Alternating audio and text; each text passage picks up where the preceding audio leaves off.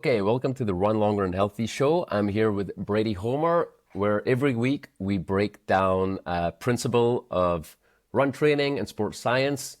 And today we are talking all about creatine. So, Brady, creatine is something that going back 10 years or so, I remember it was something guys that were into the gym would take along with BCAAs. And much more recently, I've seen on social media lots of people, especially runners, talking about taking creatine every day. And to be honest, I've started taking it every day based on your recommendations. So I guess a good place to start might be what exactly is creatine and should we be taking it? Creatine, despite what some people might think, it's not this special muscle building steroid or something like that. It's actually just a natural compound. We get it from our diet, meat, seafood. Most people, if they're an omnivore eating an omnivorous diet, they'll get probably 1 to 3 grams per day just through their diet. And then, our body, makes it. Our kidneys make creatine. So it's natural. It's not a steroid. It's not a performance enhancing drug per se, but it is performance enhancing, as we will, I think, discuss today. But yeah, I think the main thing that people should know, it's totally natural and we can get it from the diet, but perhaps not enough, especially if you're an athlete. And that is the purpose of supplementation. Unless you're eating a couple pounds or a couple kilograms of steak and fish per day, which most of us are not, supplementation can be helpful to increase your body's stores of creatine. What have we learned in the last 5 to 10 years that's caused creatine to become something that runners are taking? What are the benefits that we're finding from creatine? I wouldn't maybe necessarily say we've learned a ton new, but creatine has sort of entered the zeitgeist of like health and longevity and performance, where basically everybody, including your grandma, should be taking it. A bunch of research in new areas. So I think several decades of research will show creatine makes you stronger. If you pair it with resistance training, it'll help you build more muscle, gain, strength, muscle mass, things like that. Research, I would say, in the last 5 to 10 years has been focusing on what are other areas of health that creatine can improve. Because essentially, when you increase your body's creatine stores, and maybe before I even go there, talk about, what's the purpose of creatine in the body.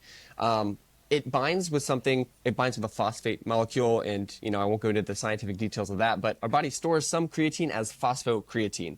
So you have basically this phosphate, creatine, they're bound together, and when our body needs a rapid energy source, it breaks that phosphate away from creatine and uses it to produce ATP. Everybody kind of knows what ATP is, the cellular energy currency. So creatine, you can think of it, or at least phosphocreatine, as a energy buffer. It sort of helps you, if your body's in immediate need of energy, it'll help you, produce energy quickly, rapidly, when your body needs it. And so that's why by increasing your body's stores of it, it can help you train harder, get stronger, and just basically, increase sort of this energetic storage within your body. And what we've learned in the past few years, going back to what your question is if you do that, it can have massive benefits for older adults who might have lower creatine stores to help them kind of build more muscle. And then, as we're kind of here to talk about today, endurance athletes who are using a lot of energy, who don't traditionally want to get big or bulk up, but that's not the only thing that creatine can do. It has a lot of other benefits, and maybe we can go through those. There are probably like 8 to 10 different areas where creatine might help endurance athletes. A lot of them, some of them, I guess, would say theoretical. The research kind of is just starting on, let's actually study creatine supplementation in endurance athletes, but there's a good evidence base for why it might help endurance athletes. And it's sort of shifted, I think earlier endurance athletes were like, I don't want to get bulky, I don't want to gain weight, why am I going to use creatine? Now it's shifting, well, if you take creatine, you're not automatically going to bulk up. You might gain a little bit of water weight, but that doesn't necessarily be the case. I think there's a net performance benefit even if you, do gain a little bit of weight. But again, that doesn't always happen, as we might discuss. Cool. Okay, so let's get into what a runner would expect to see if they start taking creatine. So at an overall level, you're talking performance benefits, but why? And then what are some other knock-on effects? Yeah, totally. So let's go with the direct maybe effects first. So like how is this actually going to impact your performance during a run, during a race? And then there are also some sort of tangential benefits for training, recovery, and we can talk about those as well. So the main benefit during, say, a race is not necessarily going to be you're out for an easy, steady state run where your body is kind of using some carbohydrates and some fat to produce energy. You're not really in sort of this energy compromised situation. Creatine doesn't really seem to help there. So if you're just going to go out and run for 3 hours or 2 hours at a steady pace, creatine might not do you very good. Where it does appear to help, though, is, we all, most marathoners, runners run races, and races aren't stagnant. You're, pushing up Newton Hills during the Boston Marathon, or you're doing a hard finishing kick, whether it's to win the race or whether it's to maybe just get 2 to 3 seconds faster off of your PR. So these races are, stagnant, especially something, not just for runners, but like the Tour de France. They're always climbing steep up a hill, and then you have a steady portion, and then you need to push hard. So that is where creatine actually appears to help with these surges and sprints that you need to do during a race. So you're on a steady state run, you got to power up a hill. Your body's going to call on the phosphocreatine system there to produce energy rapidly. And so having more creatine or supplementing with creatine, having greater phosphocreatine stores is going to allow you to push harder and perform better in that sprint. Or for instance, at the end of a race when, you've depleted a lot of muscle glycogen, your energy stores are low, and, you see the finish line, you've got 200 meters to go.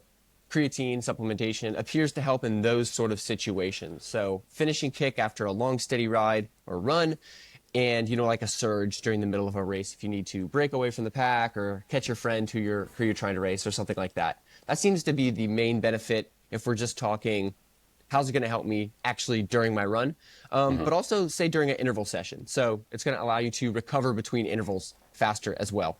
So those seem to be kind of the main benefits there.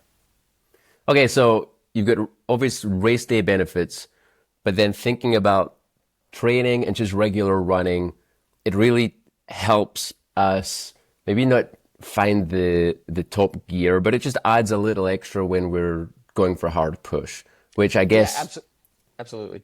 Go ahead. Yeah, that extra gear when you're trying to train hard. So, and, harder training then translates to, you're going to perform better on race day. Exactly. And also, I think one of the things that is often not discussed when we talk about why endurance runners could benefit from creatine, well, endurance runners, at least they should, strength train as well, right? And so anything that's going to help you perform better in the gym, lifting more weights, squatting heavier, whatever, that's going to help you, indirectly improve your running performance as well. And then recovery. Tell me about recovery and creatine. Totally. So one of the benefits of creatine for recovery appears to be enhanced glycogen resynthesis. So, all runners kind of know the importance of ingesting carbohydrates after a workout to start up that glycogen resynthesis, glycogen being our body's stored form of glucose or carbohydrates. We want to replenish that after a workout, especially if it is a high intensity workout or a long duration workout, 90 minutes or more. So taking creatine, co-ingesting it, at least with carbohydrates, appears to enhance glycogen storage and make that resynthesis a little bit faster. So, if you are an endurance runner, you're going to have your post-workout meal or your post-workout protein shake or a smoothie, adding some creatine in there appears to enhance your ability to resynthesize, replenish that glycogen that you've depleted during that workout. So that's kind of one of those benefits. That's particularly important if maybe you're going to exercise very soon to get like 2 a day, maybe if you're going to do a 2 a day and you want glycogen storage, to replenish before that afternoon workout. But also just, the next day, faster glycogen, maybe more glycogen resynthesis could be better. And it appears to enhance it by about like 10 to 20%, which is, pretty significant there.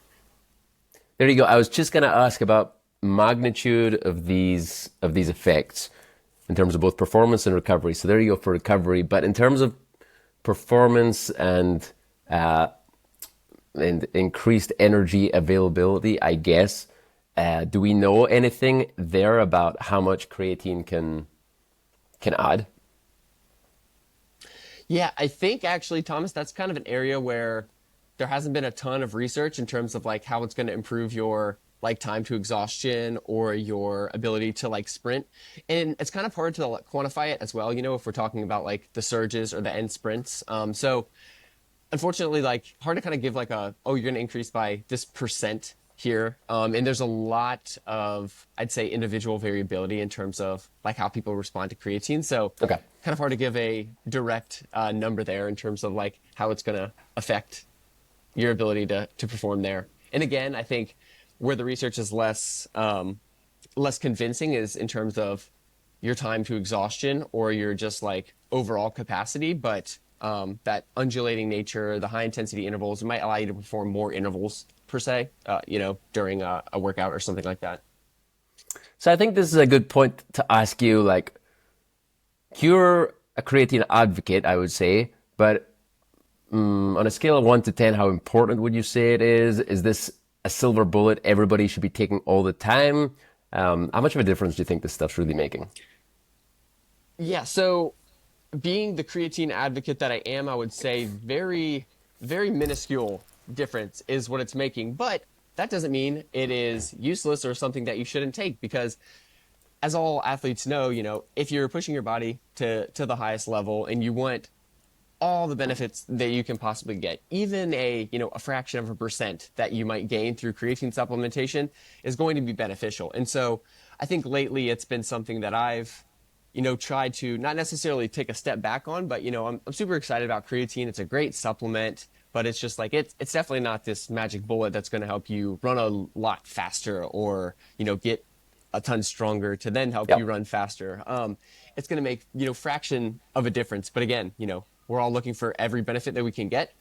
And I think one of the great things about creatine is you get that benefit with a supplement that is fairly cheap. Creatine is not really an expensive supplement. You can buy a powder and it'll last you a couple months and it might be, you know, $20 to $30 for, I think, you know, the one I buy is like $20 and it lasts me 3 months. So very cheap and no side effects, no real downsides at all to taking creatine. So it's almost a free lunch. You get this benefit, but you Yeah. can take 5, 10, 20 grams a day without really much of a, you know, detriment. You maybe some gastrointestinal side effects initially, but other than that, there really appear to be no downsides. Again, it's because it comes from the diet. I mean, you're getting a couple grams per day already. Supplementing is just allowing you to get more. It's like taking a whey protein shake or something like that. Yeah. So little benefit, zero downside. I don't see, you know, a reason for anyone not to take it. Cool. I'm going to ask you more about side effects and myth busting around creatine in a second, but I think that's quite a useful framing, which is kind of how I positioned creatine myself in my head coming into this was it is a free lunch, but it's not a silver bullet, to mix the metaphors. As in, there's no big downside to taking it, or there is no real downside to taking it, but don't expect it to, you know, take 10 minutes off your PR. But Absolutely, absolutely. before we move into other things, I wanted to ask more about benefits because another benefit I've read about, and one thing I actually use it for, is combating sleep deprivation. If I've been up all night we've got a 12-month-old, or if I've been up since 5 a.m., I do take a scoop of 5 milligrams of creatine, because of the apparent reported mental benefits of combating sleep deprivation. So I wanted to hear it from you a little bit more about that and any other reported benefits just for day-to-day use, day-to-day life of creatine. The sleep one is very interesting, and you're totally right in taking it. I think after sleep deprivation for the cognitive benefits, there was a study. I think it came out a few years ago, and basically they deprive people of sleep for 24 hours, which you know is not fun for anybody to do. And then they gave them a 20-gram dose. Actually, it might have been actually 30 grams, a 30-gram dose of creatine, which is high. We can talk about dosing later. Most, you know, people recommend 5 to 10 grams a day. They gave them this huge 30-gram dose of creatine, and basically the next day it wiped out all of the negative effects on their mental ability. So it was basically like they had not lost any sleep. They took creatine, they performed just as well, actually even better than they did when they got plenty of sleep but didn't take creatine. So kind of a huge benefit there, and everybody is loving that study in terms of like, oh, if you're not getting enough sleep, you need to be taking creatine. And again, it's a super high dose, but it was kind of this interesting proof of concept study where if you really need to perform well, like mentally, and you're running low on sleep, like creatine could definitely help there. So I think let's tie this into maybe endurance runners, like talking to the ultra runners here who might be running for 24 hours straight, and you're doing like this 12-hour 24-hour run where you're not going to get any sleep at all. It might be a good idea to like mix some creatine in with your Yep. electrolyte drink or something like that. I think that could be a potential application there. Again, creatine hasn't been studied, but to me it makes a lot of sense. You're going to get kind of the physical benefit probably, but also just keeping you mentally sharp during that ultra race. Do we know what's going on there that aids the mental clarity and slows down the fatigue? So yeah, the brain uses creatine, phosphocreatine, just like the muscles do. And Okay. so, your brain is very energy hungry. It uses like 20% of the body's energy, even though it's pretty small. So when you're sleep deprived, basically your battery in your brain is low. You just have less energy available. That's why you can't think. That's why you have brain fog. And so creatine basically just energizes, it re-energizes the brain essentially. And they actually showed this. So the study, what they used basically an MRI to show the creatine levels in the brain after they gave this super high dose.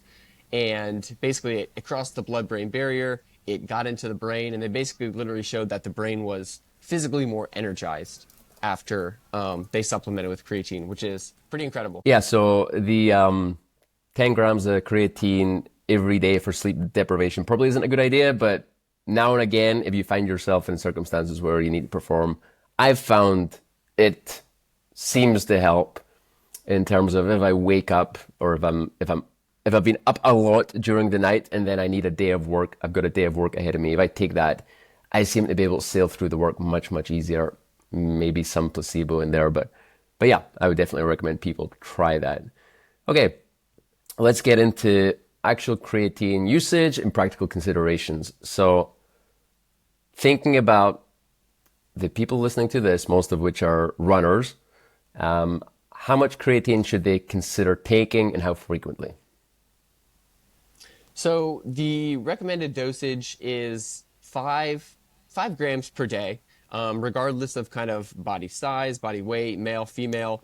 There just hasn't been a ton of research, I think, on the specific dosing regimens for different types of people. And so basically, a lot of things make sense to dose based on body weight, but creatine, if you take 5 grams per day, after 3 to 4 weeks, basically your muscle stores will be saturated after that time. So that's kind of why that recommended 5 gram per day dose is there. You could take 10 grams per day. A lot of people are doing that as well. And I would actually even recommend that probably taking 10 grams instead of the 5 grams per day, just due to some of the emerging research on it that 10 grams, if you want sort of the brain benefits and potentially some of the benefits for bone health, it might require a dose that's higher than 5 grams per day. So I would say range 5 to 10. Again, regardless of your body weight, if you're bigger, smaller, it might just take a little bit longer to saturate your stores if you're larger, but 5 to 10 grams per day. People may kind of be aware that recommendations once were that you should do this loading dose. So take like Yep. 20 grams a day for 5 days and then just do 5 grams per day. That doesn't appear to be necessary. So no loading dose needed unless you have, say, a competition in like 2 weeks and you really want to get your stores up there. Doesn't really seem to be necessary. So just 5 grams per day, skip the loading dose. What that also appears to negate is any of that water weight gain that especially runners, are weight conscious. They might be averse to gaining a little bit of weight if they do creatine. If you don't do the loading dose, you don't appear to really gain much of that water weight, which is all water weight, by the way. If Yep. the concern is with most runners is like, oh, if I gain a lot of weight, my VO2 max is going to go down. I'm going to be slower. It doesn't appear to be water weight. You're just literally your cells are more hydrated, which could be beneficial. I mean, nobody wants to gain like 5 to 10 pounds, but it might be 1 to 2 pounds with creatine, a kilogram or so. Not necessarily that big of a difference. Again, some of those benefits for power output, more energy appear to kind of outweigh that maybe small increase in weight that doesn't occur in everybody, but might be there. Okay, so 5 grams a day. And what about cycling? I remember this being a conversation, again, going back to when this was a gym supplement, and I'm maybe mixing it with other supplements at the same time, but there would have been a school of thought that would have said, once your stores are filled, you don't want to keep taking something because your body will get accustomed to it. And then maybe slow down production itself. What's the latest advice with, do we just take it every day uh, continuously, or should we consider cycling on and off? Yeah, cycling it doesn't appear to be necessary. Everything that I've read, all of the creatine experts who I've listened to, they say that you can basically just take this 5 to 10 gram dose indefinitely. There's no need to cycle it off. Your body's not going to become like more tolerant, say, to creatine. It's not like caffeine where your receptors or something like that are going to be like desensitized to it. I mean, if you want to like cycle off, I guess you can if you're on vacation or something and are just like, I'm not going to take it for 2 weeks because it's kind of a burden to take. And TSA might think it's like something else, this white powder that you're trying to carry through TSA. But I think that the consensus is pretty much there's no need to cycle it. Cool. Okay. What about time of day to take this creatine and how to take it? Is there an optimal time of day, pre-workout, post-workout, before you go to bed, when you wake up in the morning? Tell me about that. The best time to take it would be immediately after your workout. And that is because you have enhanced blood flow after your workout. You're a little bit more insulin sensitive. Your body's more sensitive to, insulin and carbohydrates. And so if you take it after your workout, it actually just appears to enhance the uptake of creatine. So go on your run. If you're eating your post-workout meal, we already discussed this, that it might benefit glycogen storage.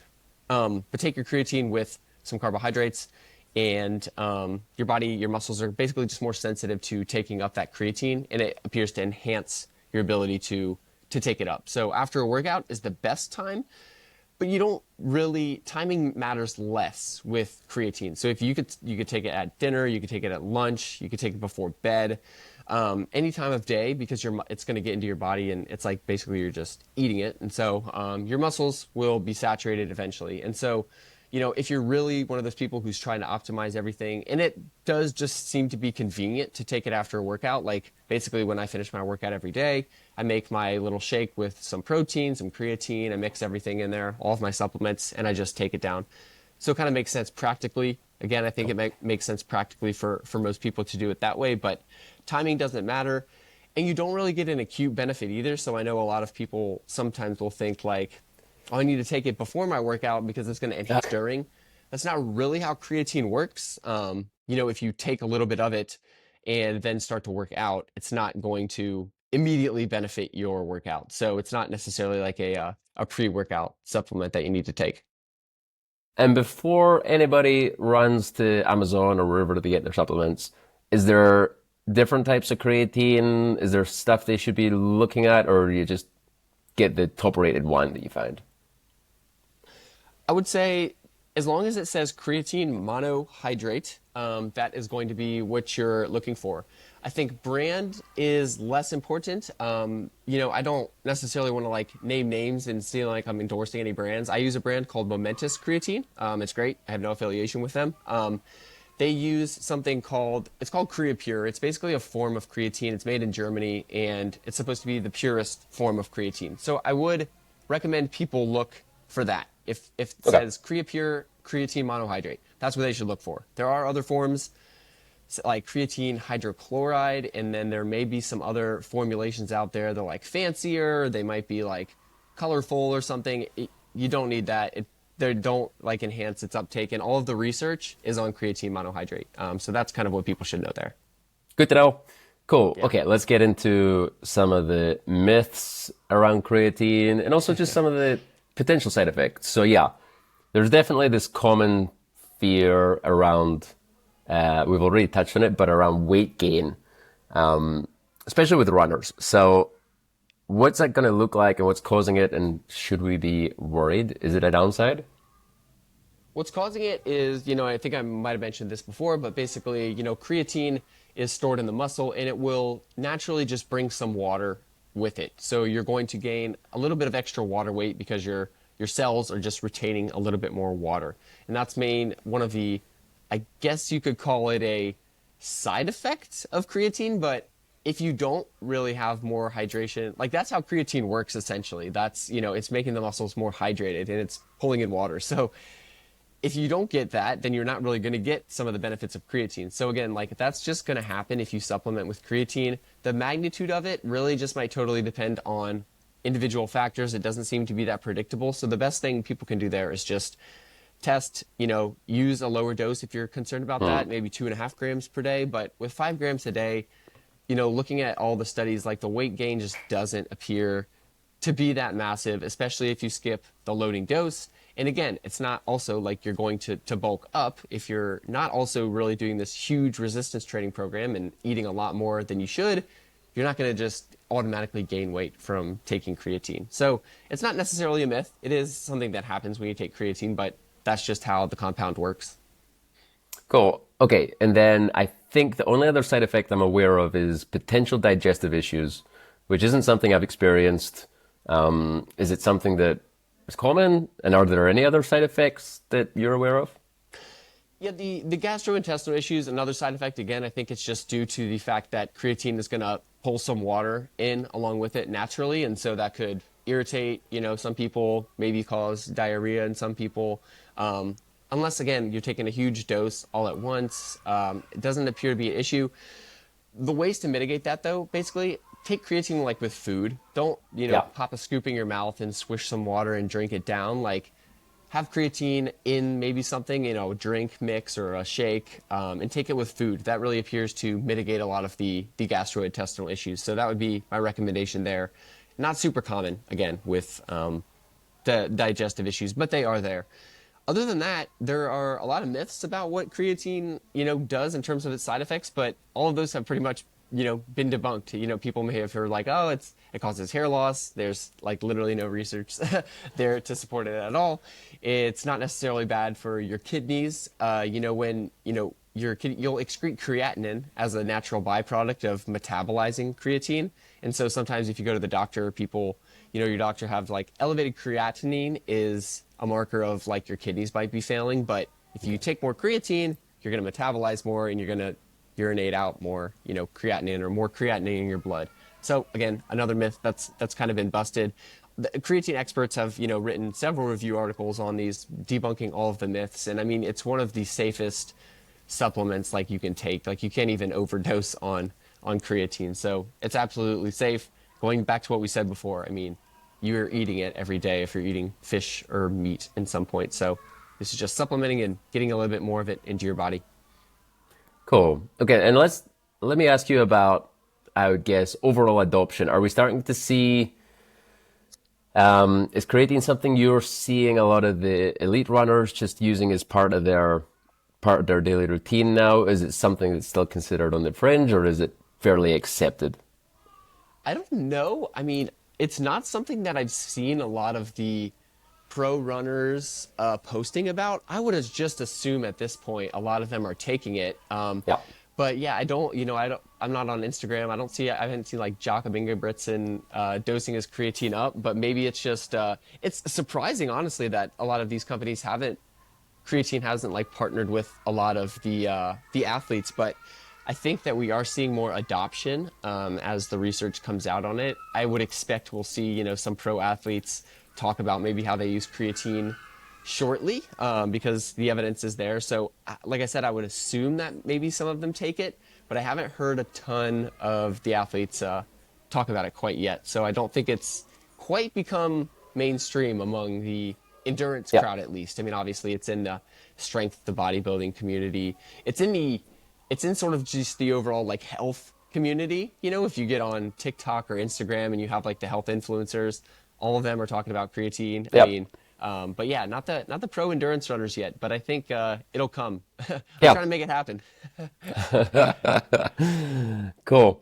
Okay. I was gonna ask you, I think we've kind of covered this already, but you get it naturally through your diet. But like, how much would it be feasible to try and get, let's say, 5 grams of creatine a day through your diet, or would that be like an incredible amount of meat and fish you'd have to eat? I think you'd probably have to eat upwards of 3 to 5 pounds, so like 2 to 3 kilograms maybe of like meat or fish. So unless you're on a carnivore diet, you're probably not getting more than 5 grams of creatine per day for your diet through your diet. So again, I think it's like typically 1 to 3 grams per day, depending on how much animal, based stuff, meat and fish you're eating.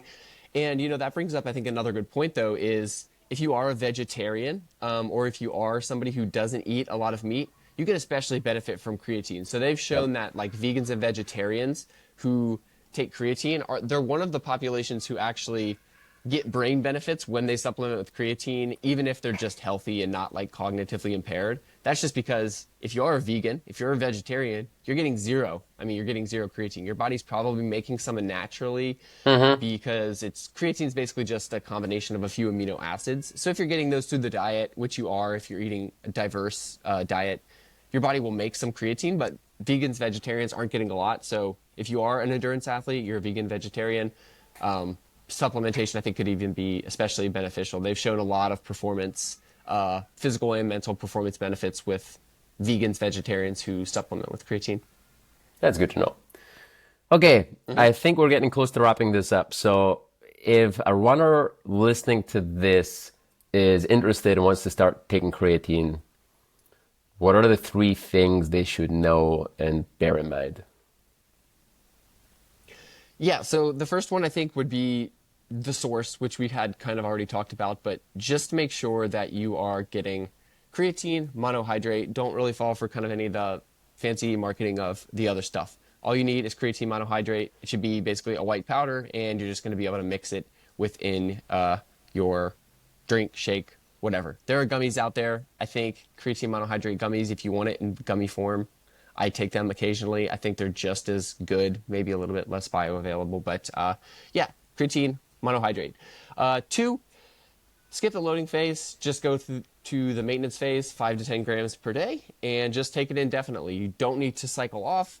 And I think one, more important thing, you don't need to cycle off, but there's kind of this thing out there with endurance athletes. They always ask me, I get this question a lot, should I stop taking it like 2 weeks before my race to maybe shed that extra water weight? I would recommend against it. There doesn't seem to be a reason to do it unless you find that you gain a massive amount of weight. So just keep taking it. You got the performance benefits taking it during training. Just keep taking it up till race day. I don't see a reason to do that. So that would be kind of my second recommendation there. The third one, I think, like I said before, the research would say timing doesn't matter, but take it after your workout. That's going to help with your recovery. There are some antioxidant, anti-inflammatory benefits of creatine. So take a protein shake, put some creatine in there, or just have creatine mixed in water, but take it with your post-workout meal. It's going to help you probably enhance your glycogen storage, enhance your recovery a little bit, maybe reduce muscle soreness. So yeah, make it part of your post-workout routine would be my third recommendation. Cool. Well, it feels like we've actually identified something new to add to this very small category of free lunches, which I guess would include coffee or caffeine. Anything else you'd put in there? Yeah, coffee, caffeine. I mean, I guess sometimes those are synonymous. I think, for runners, supplements like beetroot juice, that doesn't really appear to have many massive downsides. If you have really low blood pressure, probably don't use it, but not a lot of downsides to that as well, kind of just like a free lunch. And again, I think that even with caffeine, there are some people who may be a little, less tolerant. And if you're doing like a super high dose, there might be some negative side effects to that. But in terms of pure performance enhancers, beetroot juice, creatine, caffeine, all those things, pretty decent research to support that. So yeah, if you're a coffee drinker, continue to do that as well. One more thing about creatine, you can mix it in your coffee. A lot of people might like to do that. So if you are trying to take it before a workout, you can mix it in your coffee.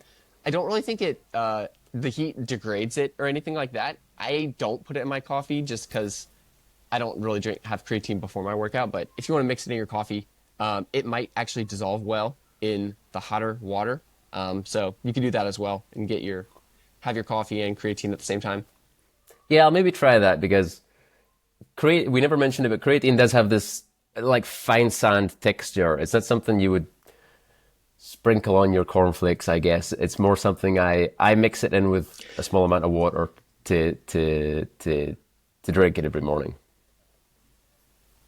Yeah, you could, you could just mix it in water. I mean, you could sprinkle it on food. I've never done it, but it kind of makes sense. I mean, if you don't really want to taste it, like if you're making maybe if you're someone who like to eat a yogurt bowl with granola, you can mix it in with your yogurt because it doesn't dissolve in water. So if you basically are having it in water, you kind of have to keep mixing it up and then drinking it. That's why I like doing it in a protein shake. Throw it all in the blender. The creatine kind of like is held within the suspension Yeah. of the thing. So yeah, I don't like taking it in water, but you could do it. But yeah, I don't know. Like you said, I guess you could mix it in with your food if you're having some soup. I don't know. Get creative, Yeah, I guess. yeah. I usually just to get it over with, I just have it with a small amount of water when I wake up, and then I have my coffee because it feels like I don't know, putting something in coffee feels like sacrilege to me. I agree, and it might alter the taste of it a little bit. So I like my coffee Yeah. pure and black. Cool. Okay, I think we've covered everything I ever needed to know about creatine. This was fun. Cheers, Brady. Yep. Thanks a lot, Thomas. I think this was fun, and yeah, everybody start taking some creatine. I think There you go. something at least everybody should experiment with. Cool. Cheers.